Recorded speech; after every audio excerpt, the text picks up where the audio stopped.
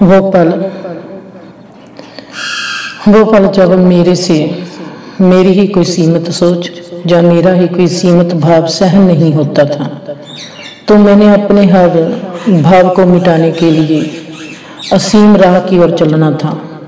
मैं ये भी नहीं जानती थी कि ये असीम राह क्या होती है और मैं क्यों अपने सीमित भाव को मिटाना चाहती हूँ। असीम राह कौन सी है? असीमता किसको कहते हैं? असीमता की पहचान क्या है? असीमता का रूप कैसा होता है? मैं कैसे पहचानूंगी कि ये असीम रूप है? मेरे में अनंत सवालों की लिस्ट बनी हुई थी। मैं नहीं जानती थी कि किसको किस राह पर चलना है और मुझको उस राह का कैसे पता चलेगा। मैं सोचती थी कि मेरे सोच ने उस राह पर चलना है या मेरे भाव ने उस राह पर चलना है।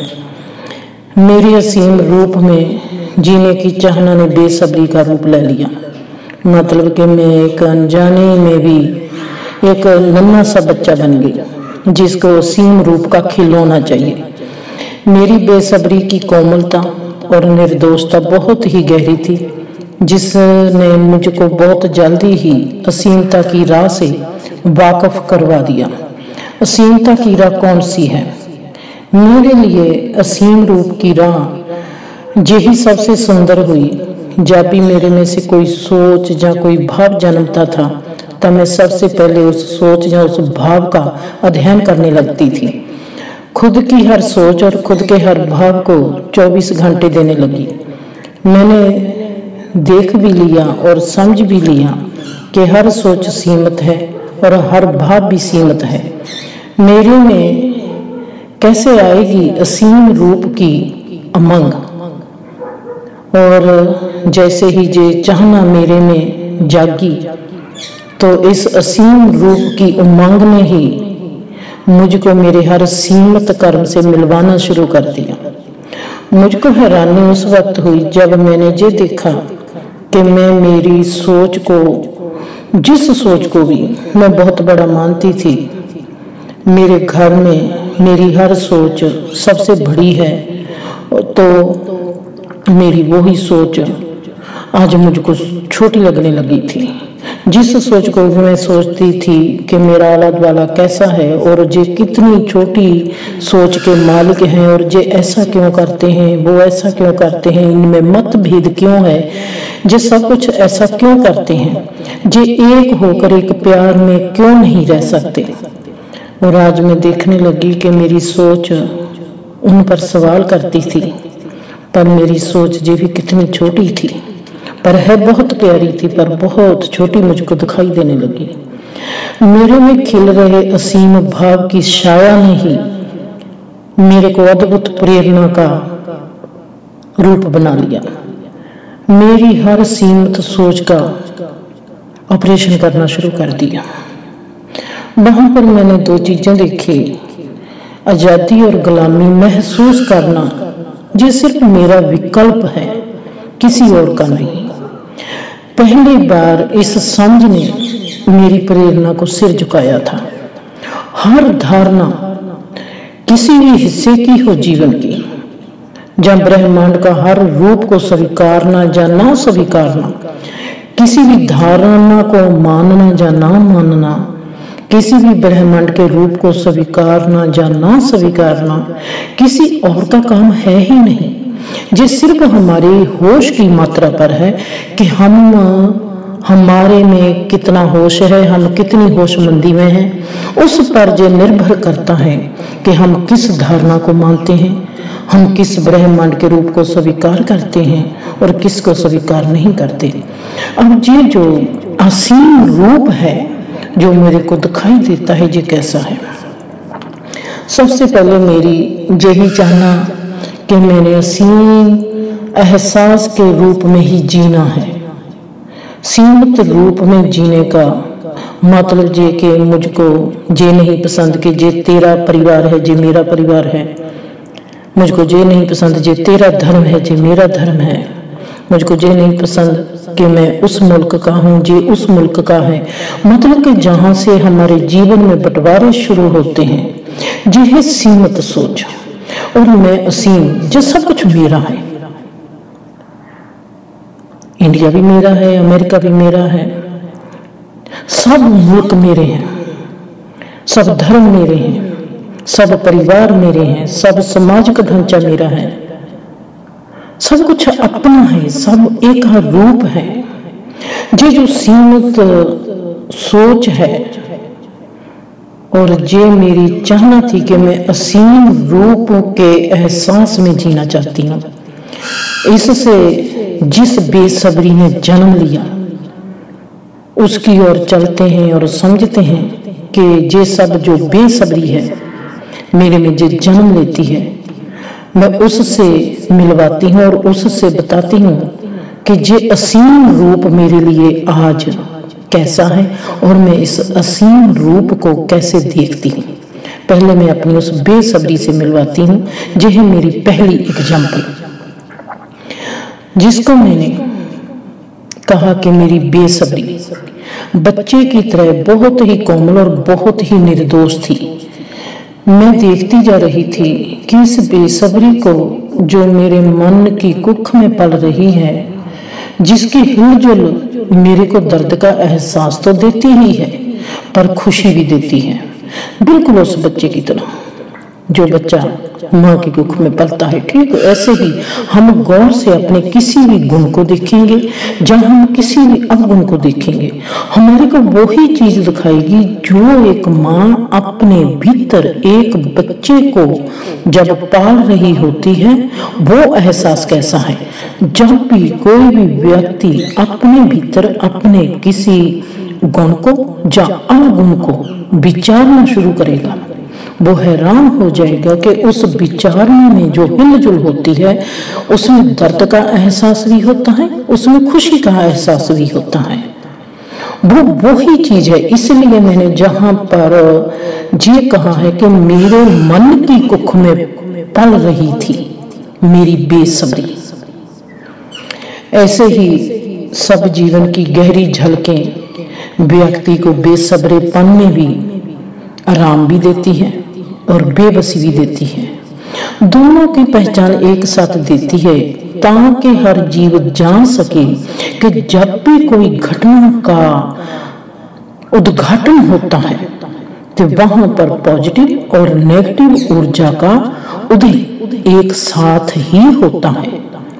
मतलब कि मैं इसको फिर से दोहराती हूँ, इस तमाम जीवन में जब भी कहीं कोई भी घटना जन्म लेती है उसमें से पॉजिटिव और नेगेटिव ऊर्जा का उदय होता है और एक साथ ही होता है। मैंने मेरी बेसब्री को मन में ही मार देना चाहा, मतलब कि मैं उसका गर्भपात करवा देना चाहती थी। मन गर्भपात की जगह अगर मैं कहूँगी मनपात करवा देना चाहती थी। नमा लफ्ज जहाँ पर मैं यूज करती हूँ कि मैं अपनी बेसब्री को मैंने मन में ही मार देना चाहती थी, क्योंकि मैंने एग्जाम्पल दी है कि ये मन की कुख में पल रहा था। मेरा बेसब्रापन मन की कुख में पल रहा था और इससे अच्छी एग्जाम्पल और कोई हो नहीं सकती। बहुत सोच समझ के जो मैंने एग्जाम्पल दी है। और ऐसे ही जो हमारा कोई भी मैं कहूँ कि गुण है, अवगुण है, जिसको हम समझने की बजाय हम मार देना ही चाहते हैं, उसको मैं कहती हूँ कि जैसे कोई भी अनचाहे बच्चे को गर्भपात करवा देता है। जब हम अपने किसी गुण को या अवगुण को मार देना चाहते हैं, उसको मैं कहती हूँ कि ये भी एक तरह का गर्भपात है।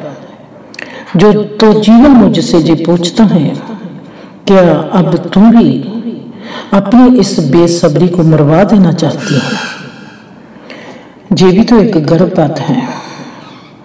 जब कोई भी जीव किसी भी गुण अवगुण को समझे बिना ही उससे खुद का नाता तोड़ता है, पर ऐसे ही जीना कभी अच्छा या सुंदर नहीं बनता। फिर सही जीवन उस वक्त शुरू होता है जब कोई भी व्यक्ति जीवन के हर कदम को सही पहचान लेके पहचान दे के अपने कदम आगे बढ़ाता है।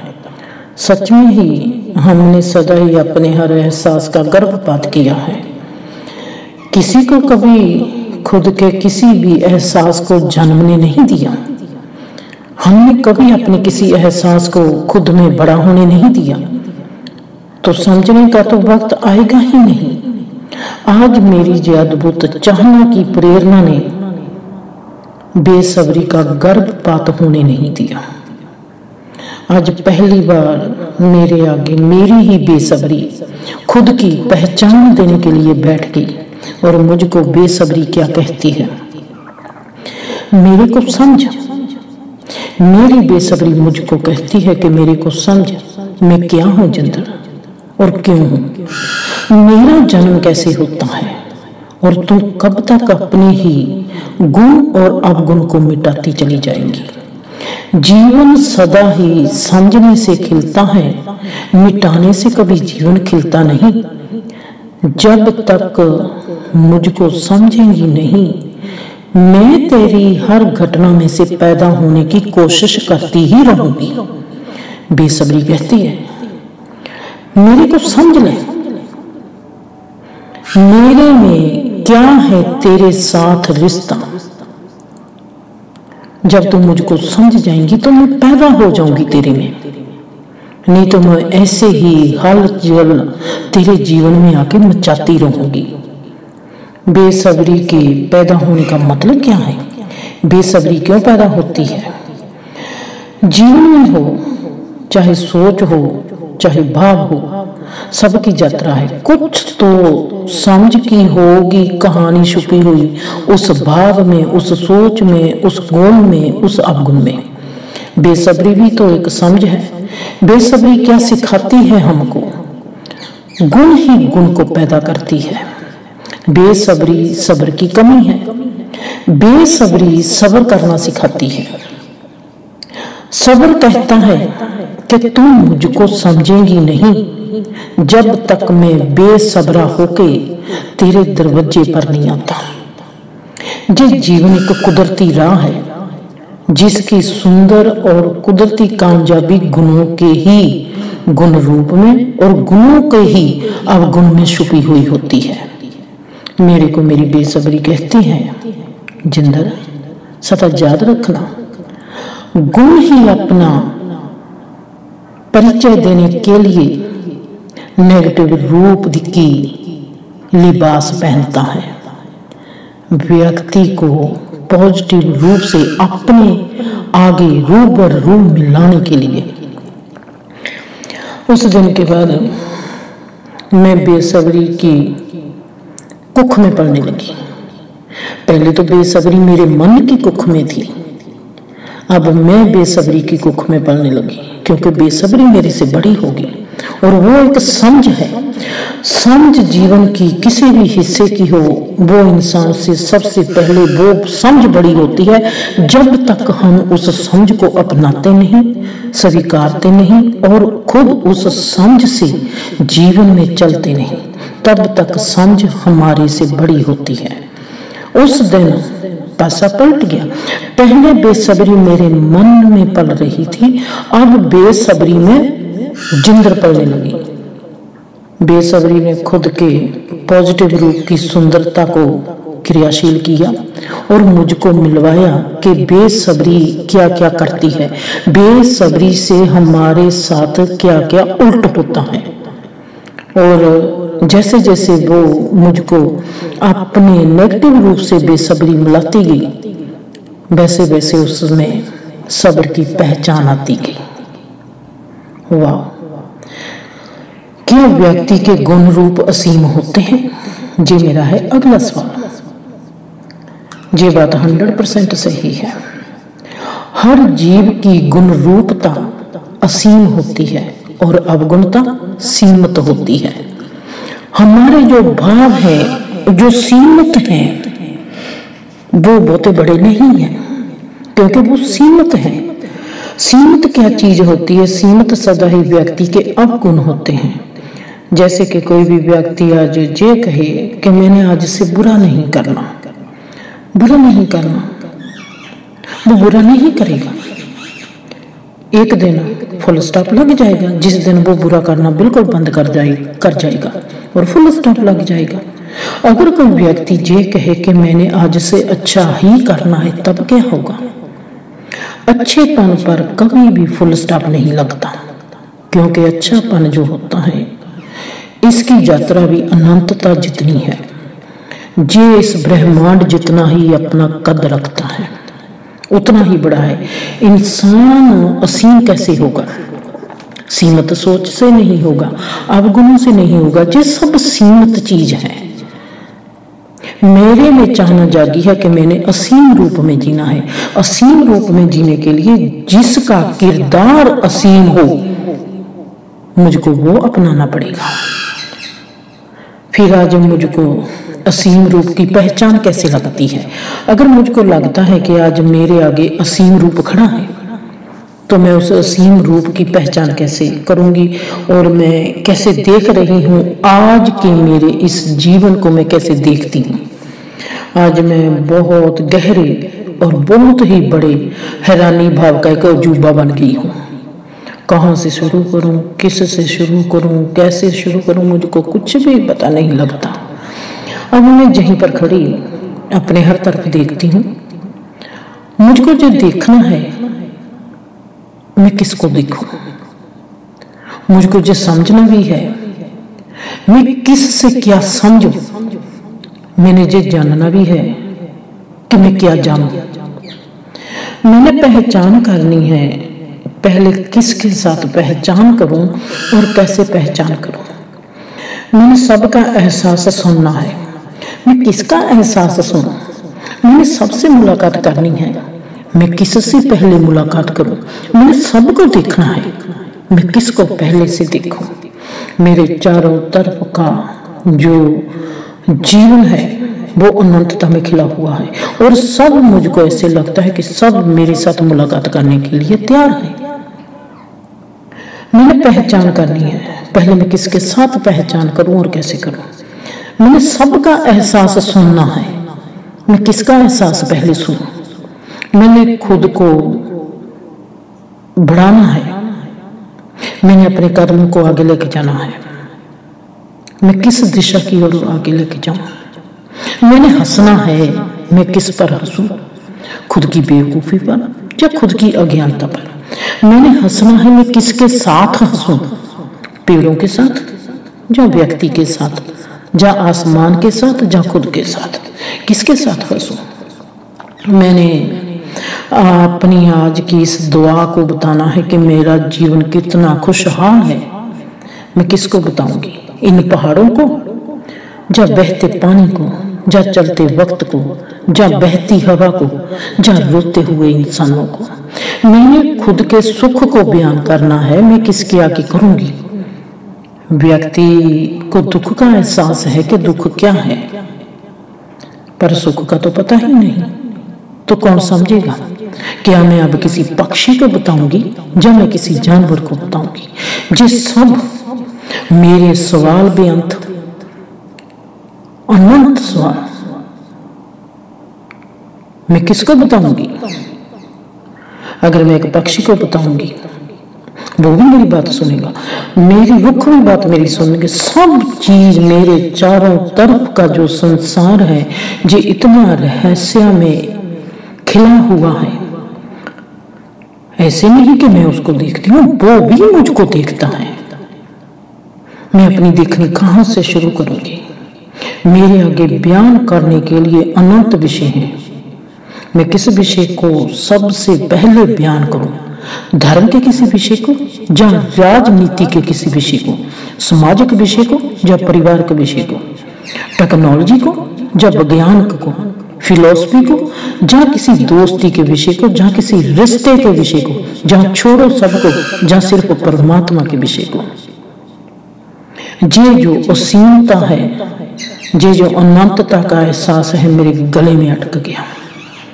जहां पर एक ही सवाल को फिर मैं उठाती हूँ, वो है दिखाई देता एक कोई भी इंसान। उदाहरण के तौर पर आज एग्जाम्पल पर फिर मैं ले लेती हूँ अपने बापू जी को।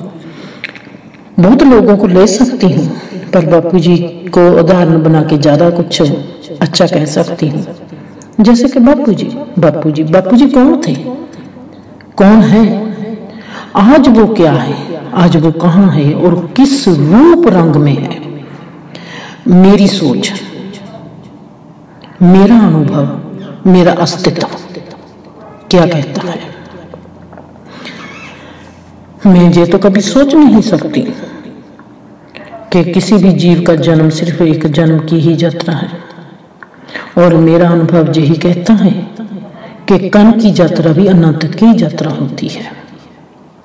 और मेरा अस्तित्व गैर हाजिरी में भी हाजिर होकर खड़ा था, तो मैं कैसे कह सकती हूँ कि मैं कभी जन्मती हूँ तो कभी मर भी जाती हूँ। मैं देखती हूँ कि मैं जन्मती ही जाती हूँ। बापूजी को मैं क्या कहूँ, बापूजी कौन थे, या क्या थे। मैंने ये ही देखा और समझा है कि जो तमाम जीवन एक गहरी कला है जो होश से बनी हुई है।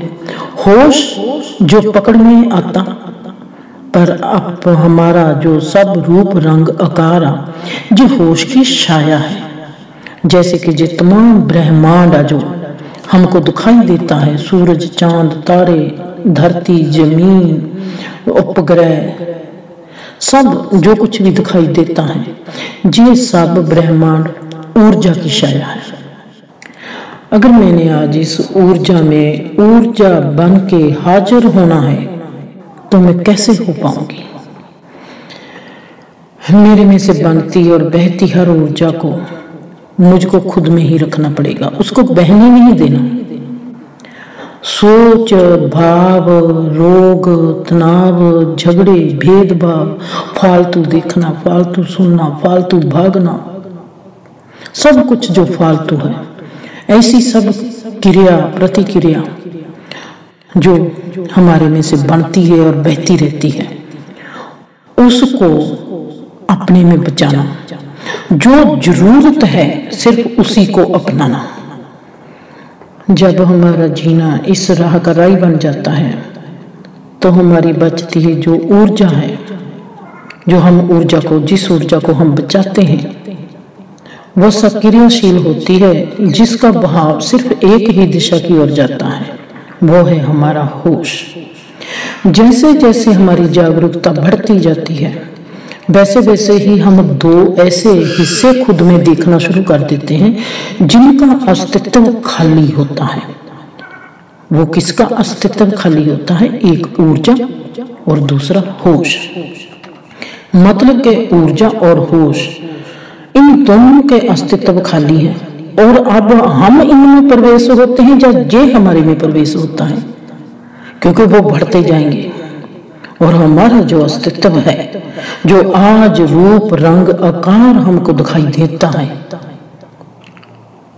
इसके ऊपर होश और ऊर्जा का अस्तित्व बसाने लगेगा। मतलब कि हम बॉडीलेस बॉडी होने लगेंगे। मतलब कि हमको हमारा रूप रंग आकार दिखाई देना बंद होता जाएगा। ऐसे नहीं कि वो बंद हो गया, पर हमारे में जो इतनी अपनी ऊर्जा का बहाव इतना बड़ा हो गया, और जो हमारा होश है वो उतना गहरा हो गया कि उस ऊर्जा के बड़ेपन में और होश की गहराई में हमको हमारा रूप रंग आकार दिखाई नहीं देता, जिसको सब कहते हैं कि बॉडीलेस बॉडी का ये एक्सपीरियंस है। ऊर्जा और होश का जो डिमेंशन है वो है चुप। अब हमारे में चुप भी होगी। हम देखेंगे कि अगर हम अपने नर्व सिस्टम को सुनेंगे तो हमको ऐसे लगेगा कि हमारे में जो नर्व सिस्टम है जिस तमाम कायनात में चलता है, अगर हम अपने दिल की धड़कन सुनेंगे तो हमको ऐसा लगेगा कि जो दिल की धड़कन तमाम कायनात को चलाती है। हमारे में जो होता है, हमारा ऐसे लगेगा कि हमारी तार इस ब्रह्मांड में के साथ जुड़ी हुई है। कभी हमको लगेगा कि हम ब्रह्मांड को घुमाते हैं, कभी लगेगा कि ब्रह्मांड को हमको घुमाता है। ये दोनों का सिलसिला लेन देन का चलता जाता है।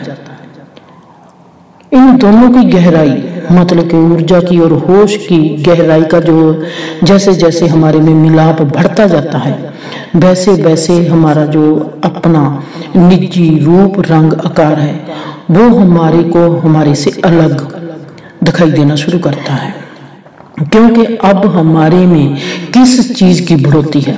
होश की और ऊर्जा की। ऊर्जा का बड़ापन और होश का गहरापन, ये दोनों ही हमारे को अपने डिमेंशन में लेके जा चुके हैं, या ऐसे कहो कि हम उनके डिमेंशन में घुस चुके हैं। व्यक्ति की स्थिति कॉस्मिक ऊर्जा में प्रवेश होने लगती है, और जैसे जैसे ये स्थिति की आभा, जैसे जैसे इस स्थिति की आभा, मतलब कि कॉस्मिक एनर्जी की आभा गहरी और बड़ी होती जाती है, तो व्यक्ति की जो अवस्था है वो कॉस्मिक बनने लगती है। इसको कहते हैं कॉस्मिक बॉडी। व्यक्ति की इस स्थिति और अवस्था का हमको फायदा क्या है? जब जीवन, क्या कहूं, जब हमको जीवन का ही नहीं ब्रह्मांड के हर पहलू की ही समझ आ जाए, तो व्यक्ति ब्रह्मांड से भी बड़ा और गहरा हो जाता है। जैसे एक कण का विस्फोट मुल्क को निकल जाता है, ठीक वैसे ही ये तो पॉजिटिव विस्फोट है जो कि अनंत कणों का बना हुआ है। अगर ये प्रकट होगा तो किस चीज का निर्माण होगा, इसको हम सहज ही समझ सकते हैं। इसको बयान करने का कोई फायदा नहीं, ना ही मैं करूंगी, क्योंकि आपको महसूस होता होगा कि मेरे में मुस्कान है। इसको मैं बेबयानी की ब्रैकेट में बंद कर देती हूँ। अगर आपको जो ब्रैकेट खोलनी आती है तो खोल लेना, अगर आपको जो बेबयानी को समझना आता है तो समझ लेना, अगर नहीं आता पर आप बहुत ज्यादा जागरूक हो तो मेरे से मिल लेना। खुश रहो, आबाद रहो, हंसते रहो और सदा ही इस खूबसूरत ब्रह्मांड में सदा के लिए बसते रहो।